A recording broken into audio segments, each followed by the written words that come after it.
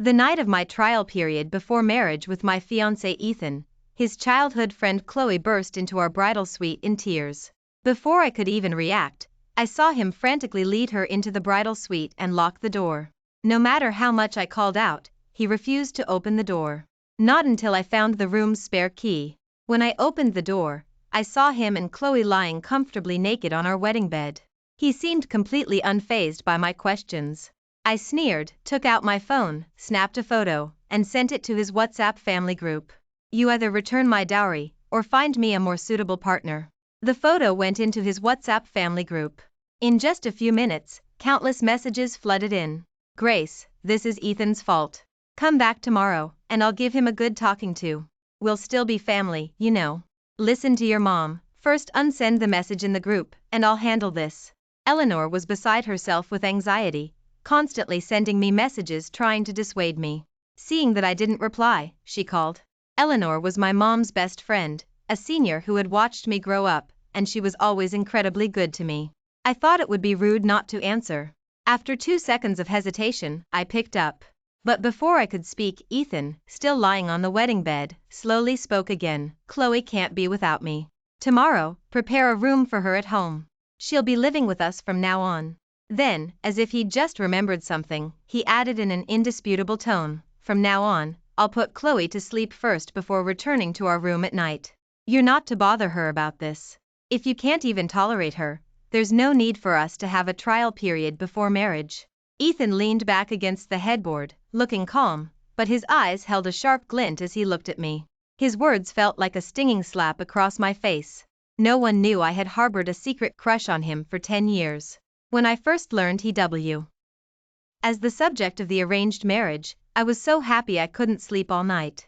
I thought my secret crush would finally blossom into something real. So when he suggested a trial period before marriage, I didn't refuse. I naively believed that love could be cultivated.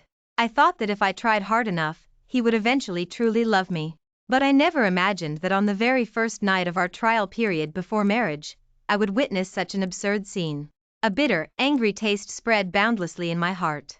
I secretly clenched my hands, desperately suppressing the turbulent emotions within me. On the other end of the phone, Eleanor was furious when she heard his words.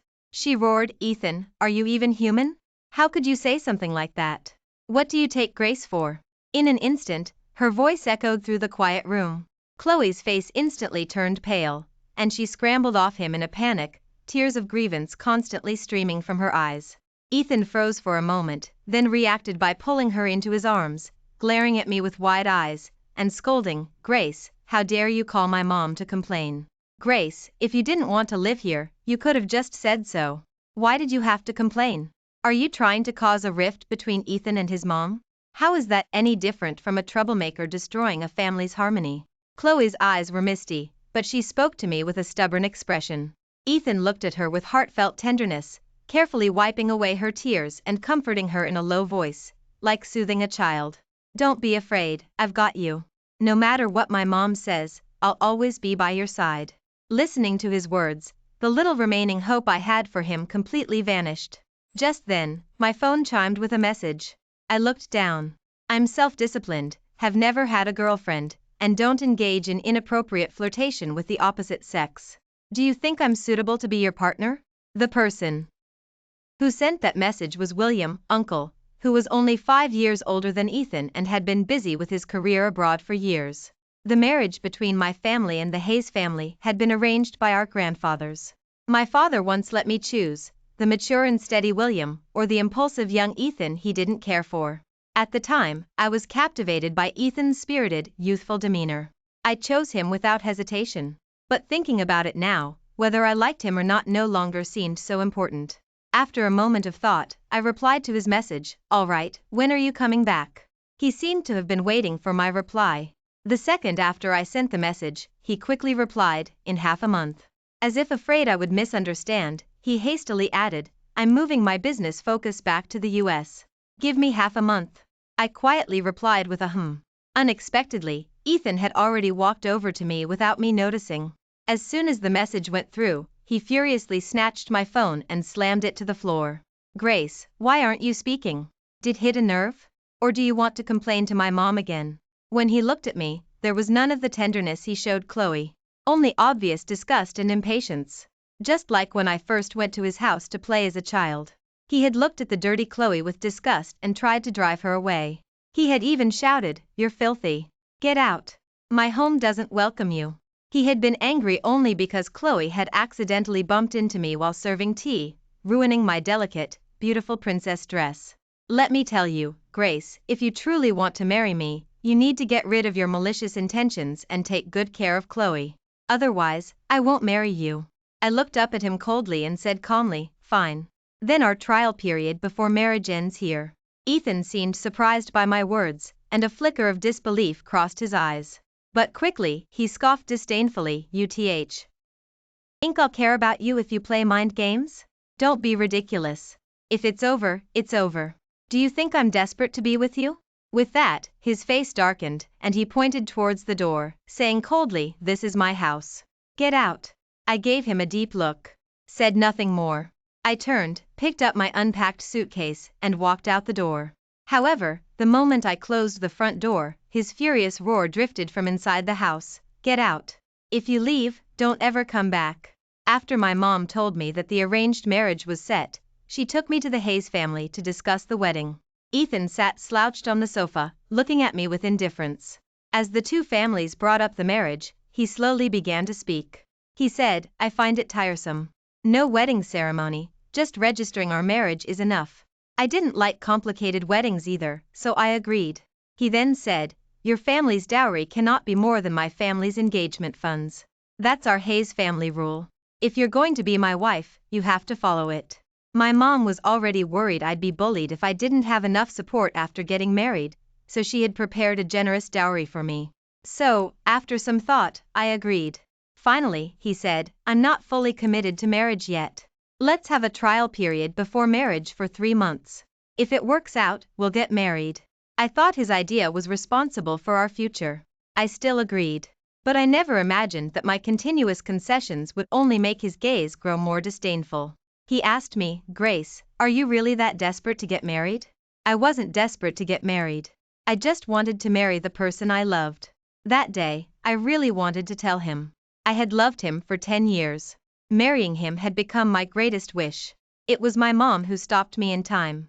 On the way home, she told me, "No matter how much you love someone, don't expose your vulnerabilities casually to them, because you never know if one day, your vulnerabilities might become a boomerang thrown back at you."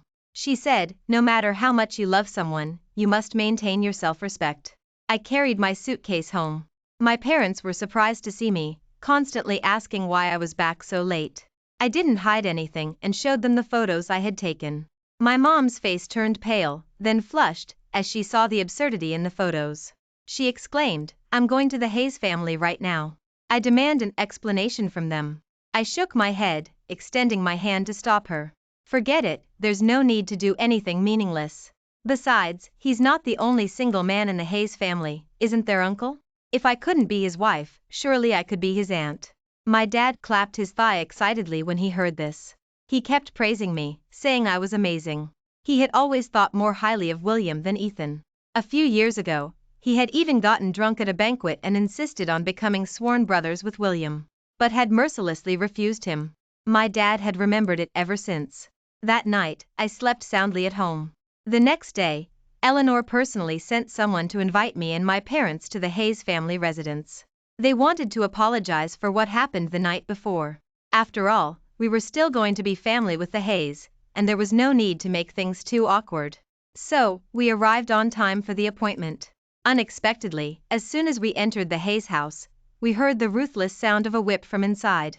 With each crack of the whip, there was a stubborn, angry retort. "Chloe and I are innocent. She's the one who's overthinking things. What does it have to do with me? Besides, I don't even like her. You're the ones forcing me to marry her." I had known for a long time that Ethan didn't like me, but hearing him say it myself, my heart still involuntarily ached.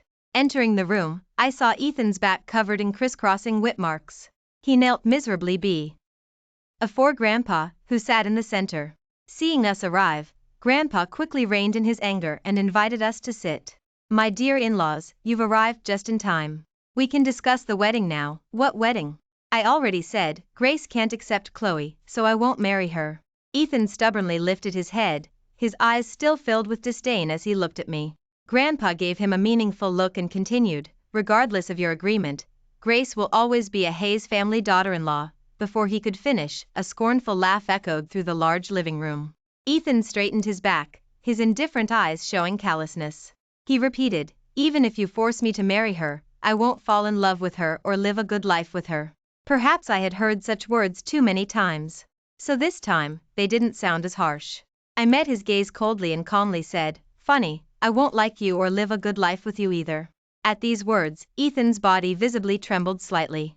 He couldn't understand why I, who had always agreed to whatever he asked, refused to back down when it came to Chloe. He also couldn't understand why, if I didn't like him, I had wanted to marry him before. He opened his mouth, about to say something. Chloe somehow ran in. Seeing the crisscrossing wounds on his back, her eyes became misty again. She looked at me and said indignantly, Ms. Grace, you're Ethan's fiancé, after all. Why didn't you stop this? How could you just stand by and watch Ethan get punished? Don't you feel any pity for him? At her words, I almost laughed in anger. I retorted, you know I'm his fiancé, yet you're so oblivious? You burst into our bridal suite on the first night of our trial period before marriage and did such a disgusting thing? My words made her face flush, and her glistening eyes held a pitiful, helpless look. Suddenly, she seemed to think of something, and she knelt before me with a thud, pleading, I was wrong about this. I'll definitely change this habit. As long as you're happy, I'll never look for Ethan again. Eleanor was exasperated and scolded her, what right do you have to cry here? I told you to stay away from Ethan a long time ago. Why are you still seeing him behind my back? At this, Chloe's face turned pale, a flicker of guilt in her eyes, and she dared not look at Eleanor. Ethan, however, became enraged. He sprang to his feet and carefully helped her up. With red eyes, he angrily rebuked everyone present, Chloe and I haven't done anything morally wrong. Why are you all bullying a delicate young girl like this? Aren't you afraid of being laughed at? With that, he didn't linger, pulling Chloe out of the house in a huff. Eleanor trembled with anger, seeing him openly defy them for Chloe. After calming down, she started apologizing to me again. But I had already let go of the hurt from his repeated verbal abuses. I shrugged indifferently. That day, we stayed at the Hayes family home to discuss my marriage with William. We didn't try to hide our wedding preparations. News of it quickly reached Ethan's ears. As a result, many people in their social circle started teasing him. Young Hayes, your wedding is quite grand. Not only did you book the most luxurious hotel in the city, even the wedding dress and rings are from famous designers abroad. Exactly. One would think you're madly in love with your new bride. Ethan listened to their teasing, feeling annoyed. He downed a shot of hard liquor and scoffed disdainfully, don't think this will make me fall in line. Until she apologizes to Chloe, I won't forgive her. With that, a faint smile played on his lips, and a sly glint appeared in his eyes. He said calmly, I'd like to see how embarrassing it will be for her when there's no groom at the wedding. Chloe, sitting beside him, heard this and her eyes lit up with joy. She asked him, are you planning to run away from the wedding and not fulfill your engagement? Ethan's expression darkened. Running away is just to teach her a lesson. I still have to get married, otherwise, my parents might really come after me. At his words, Chloe's smile instantly faded. She bit her lip and whispered, then are you not going to care about me? What if she still doesn't accept? Ethan looked at her cautious expression and tenderly stroked her face. He comforted her softly, when I was 10, I accidentally fell in the river and almost drowned, and you saved me. How could I abandon you? Hearing his assurance, Chloe finally smiled again. Standing by the private room door, I couldn't help but let out a self-deprecating laugh. I had been wondering before, why had his attitude towards Chloe changed? Now, I finally knew. Just then, a head poked out from the private room next door, cheerfully calling out, Grace, hurry up, your last bachelorette party is about to start. I took a step back and walked into the private room next door as she spoke. Time flew by. Soon, it was the day of my wedding with William. To escape the wedding, Ethan had specially bought an early morning flight and taken Chloe abroad.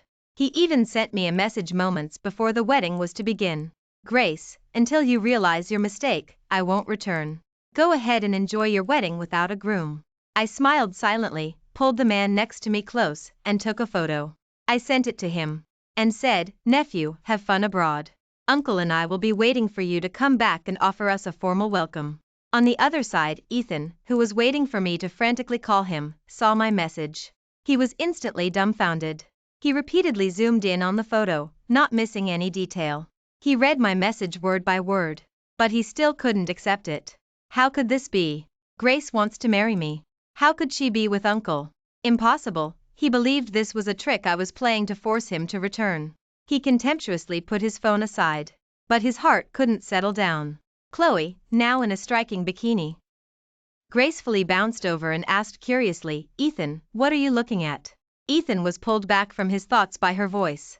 After 2 seconds he laughed. "Nothing, I just thought of a ridiculous joke." "What is it?" Before could finish her question, Ethan's phone rang. His usually pleasant ringtone, for some reason, sounded like a death knell at that moment. He didn't dare to look. Didn't dare to answer. Chloe, confused, took his phone and answered it herself, putting it on speaker. "Hello? Ethan, where are you?" The person on the other end of the line was clearly anxious.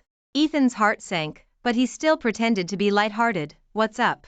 Is crying because she didn't see me at the wedding? Tell her, as long as she apologizes to Chloe, no, Ethan. Grace, she married Uncle. You need to come back now."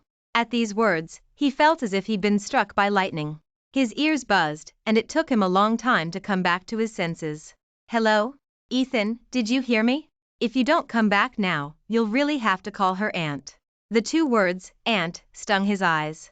He forcefully pushed Chloe off him. He quickly walked away from the beach. Chloe, caught off guard, stumbled and fell awkwardly onto the beach. By the time she reacted, all that was left for her was Ethan's retreating figure, without a single backward glance. She couldn't help but panic, shouting, "Ethan, Ethan, come back." However, the man who used to be completely devoted to her, this time, didn't even look back. After the tedious wedding, I was so tired I couldn't even lift my arms. I had originally thought we would just register our marriage as planned, without a wedding ceremony. But both sets of parents disagreed. Especially my mom. She said, "Whether or not there's a wedding depends entirely on the groom's family's attitude towards you.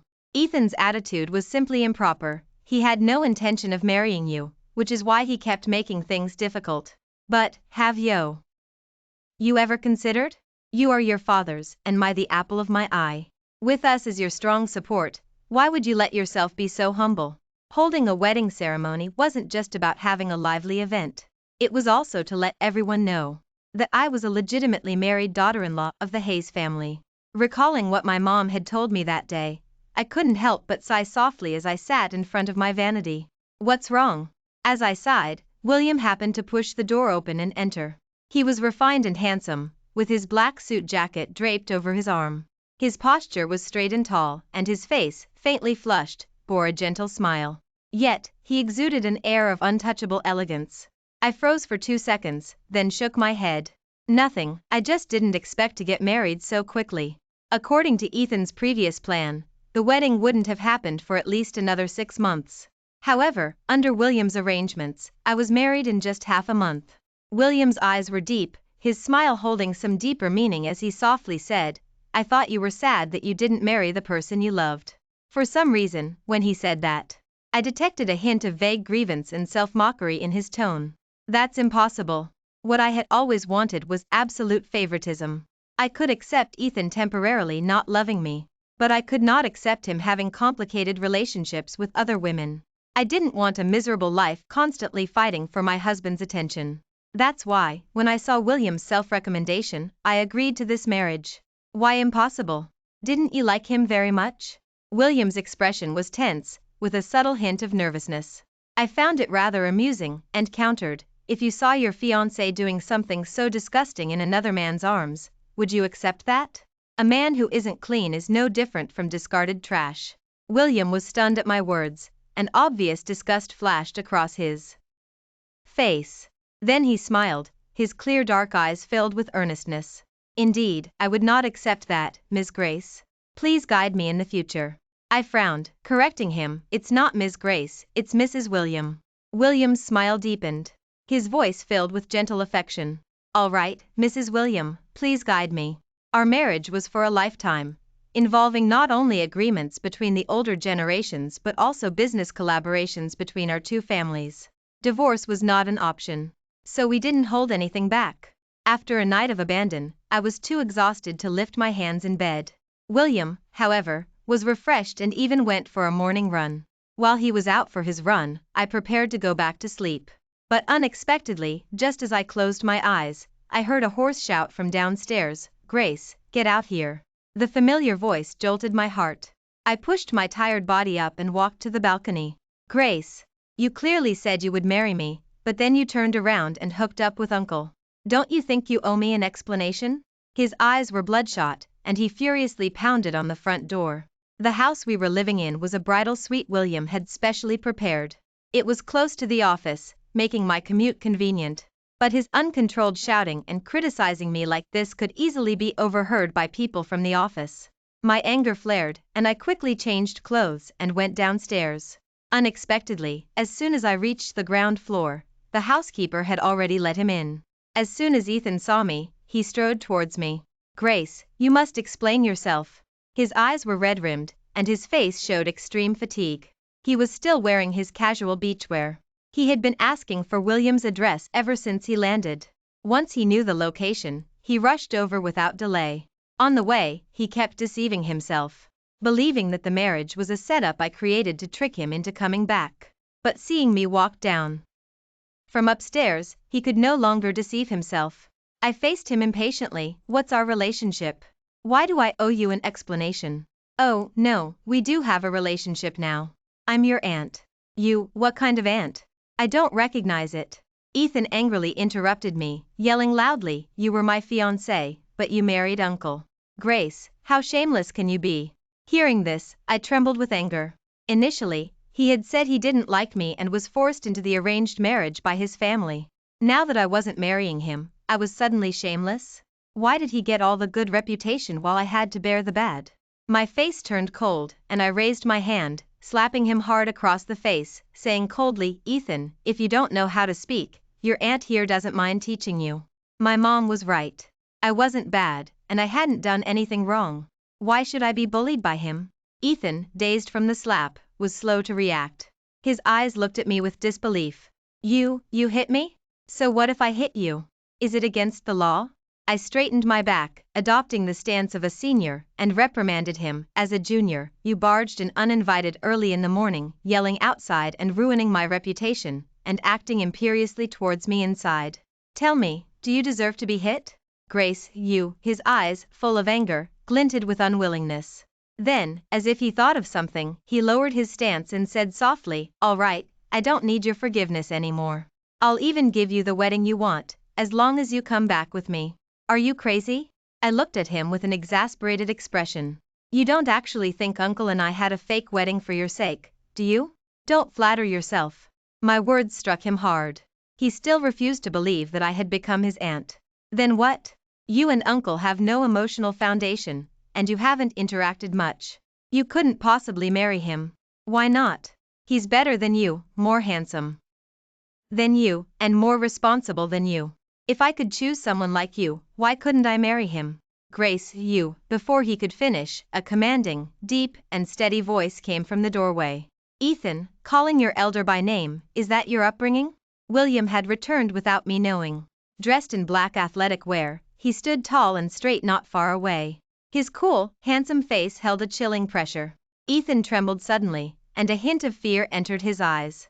He had always been afraid of this uncle who spoke little but acted decisively. He pursed his lips, about to address him. Then, he glanced at me from the corner of his eye and gained some courage. He met William's gaze without flinching. "Uncle, my calling you uncle is out of respect, but you shouldn't abuse your status as an elder and take my fiancé."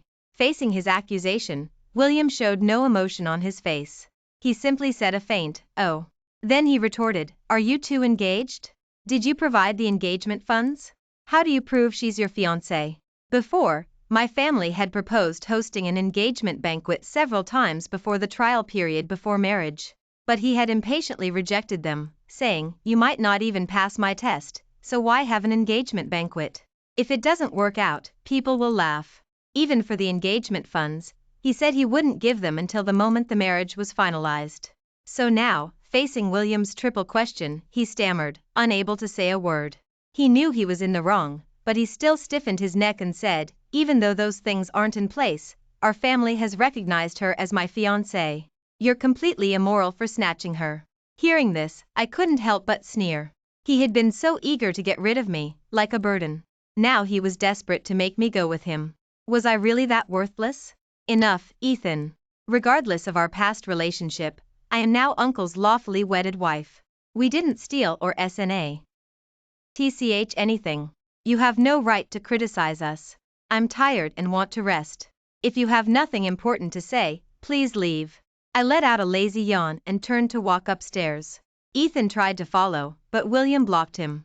I didn't pay attention, went back to my room, and continued sleeping. When I woke up and checked the time on my phone, I discovered that Chloe had sent me a message half an hour ago. The message she sent was a video of Ethan, covered in wounds, kneeling in the Hayes family den, confined to the study for reflection. She said, Grace, how could you be so cruel? Ethan doesn't love you, and he doesn't want to marry you, so you married Uncle just to get back at him? Don't you know what you're doing is despicable? I glanced at it, didn't reply, and instead screenshotted her message and sent it to the Hayes WhatsApp family group. I also tagged Ethan, keep your darling baby in line. If it happens again, I'll let Uncle handle you. That evening, news came from the Hayes family. Mr. Hayes forced Ethan and Chloe to break off their relationship. Ethan refused and was beaten by his father, breaking his leg, and was sent to the hospital that night. When I heard about this, I raised an eyebrow and looked at William, who was quietly reading next to me. Was that you? What's wrong? He didn't lift his head, turning a page slowly as he asked. Although Hayes was sometimes frustrated with Ethan, he was still his son. He wouldn't have dealt such a heavy blow unless someone had said something to him. Seeing that I didn't speak, he put down his book and looked at me. He said with a hint of grievance, Are you upset that I did that? Initially, I had thought that since I was getting married anyway, it didn't matter who I married, there was nothing to be picky about. But for some reason, I had changed my mind. I quietly moved closer to him, looked at his handsome, fair face, and smiled. No, I'm happy. Happy that this time, I finally didn't choose the wrong person. During his leg injury, he didn't come looking for me again. I thought he had given up and accepted reality when he showed up at the office, using crutches. In his hand was an exquisitely wrapped gift box. Grace, these are the wedding jewelry set I prepared for you. The jewelry store clerk said these are the most popular styles right now. Take a look. If you don't like them, I'll buy new ones. With that, he opened the gift box one by one, as if presenting a treasure. But I looked at the glittering gold jewelry before me with indifference. On the day of my wedding with William, he had given me a pure gold phoenix crown and various gold and silver ornaments. They were still in the safe at my house. The items before me paled in comparison to those. Seeing my unchanging expression, Ethan visibly grew nervous and quickly said, It's okay, if you don't like them, I'll go buy new ones right away. I picked up a necklace and examined it, pretending to be naive. Ethan, is this a welcome gift for your aunt? Although it's uncommon for a junior to give such valuable gifts to an elder, I still thank you. Don't worry, when you're ready to formally address me, I'll give you a generous gift. Ethan's face turned pale, and he urgently began to explain. No, this is the wedding jewelry set I owe you, Grace. As long as you're willing to divorce Uncle and be with me, I'll give you anything. I dropped my smile and placed the items back where they were. You don't actually want me to divorce William to be with you, do you, Ethan? Don't you think that's ridiculous? Panic flashed in his eyes, and his nervousness made him incoherent. Grace, I know I was wrong. Give me some time. I will definitely make Chloe break this bad habit, and I will never indulge her again. Then, he paused for 2 seconds and continued, When I was 10, I accidentally fell into the river and almost drowned, and Chloe saved my life. From then on, she became very timid and needed me to accompany her to SL.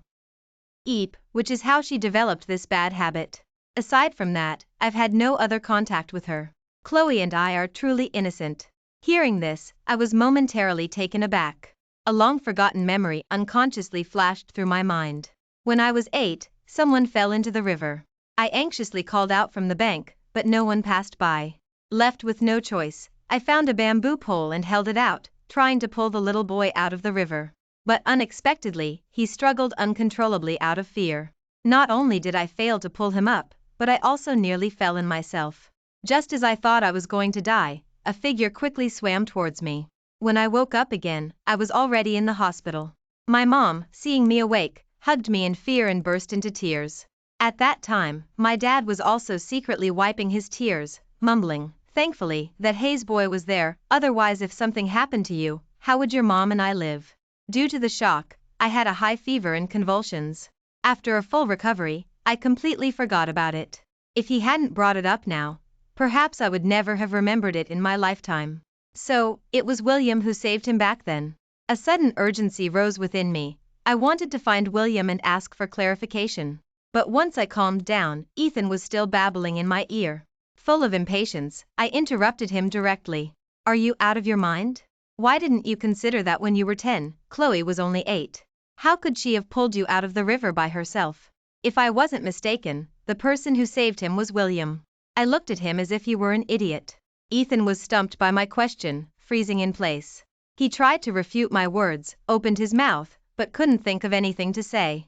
"If your brain isn't fully developed, you should go to the hospital for a checkup instead of embarrassing yourself here," I snapped, quickly gathering the documents on my desk and grabbing my bag as I headed out of the office. When I arrived at the company William had founded, he was just stepping out of the conference room, having finished a meeting. Seeing me, he paused for a moment, then a smile lit up his eyes. He quickly walked towards me. "What brings you here?" I had already calmed my emotions on the way over. Regardless of whether he was the one who saved me, we were now husband and wife. There was nothing left to ask. "I came to take you to dinner." "Is that not allowed?" "Of course it is." He handed the files in his hand to his assistant and led me towards the elevator. From behind us, I occasionally heard exclamations from his employees. "That must be the boss's wife. She's so beautiful. They look so good together." "I know, right?" Assistant gave us wedding candies from the boss a while ago, and I didn't believe he was actually married, but now that I've seen her, I totally get it. When you meet a woman that beautiful, you'd marry her without delay. "Yeah, he's handsome and she's beautiful. It makes me so envious." Hearing their sincere compliments, the corners of my mouth involuntarily turned up. An indescribable feeling slowly spread within me. As we stepped into the elevator, a sudden warmth spread through my palm. I looked down and realized he had taken my hand. I didn't feel any aversion. Instead, I quietly tightened my grip on his hand. That evening, as I finished my routine and was getting ready for bed, Ethan sent several voice messages in a row in the WhatsApp family group. I had intended to exit, but accidentally tapped on one of the voice messages. The next moment, his drunken voice came from my phone. "Grace, I'm sorry. I was so foolish to easily believe what Chloe said. You saved me, but then I dragged you into the river. I truly wronged you. The one who saved us was Uncle, your husband now." Hick. How ridiculous. All those years of gratitude, only to find it was all a joke. "Grace, if I had another chance, I would." Before I could finish listening, my phone was taken away by William. He exited WhatsApp and put the phone aside, saying calmly, "There's nothing good to listen to. Go to sleep." Oh, really? What was he going to say next? I'm curious. Actually, I didn't care what he said. I just wanted to tease him. William's expression tightened. After a deep glance at me, he took out his phone and mercilessly kicked Ethan out of the WhatsApp family group. I wanted to keep asking, but his fervent kiss silenced the words I hadn't yet had a chance to say. After learned the truth, he never helped Chloe again.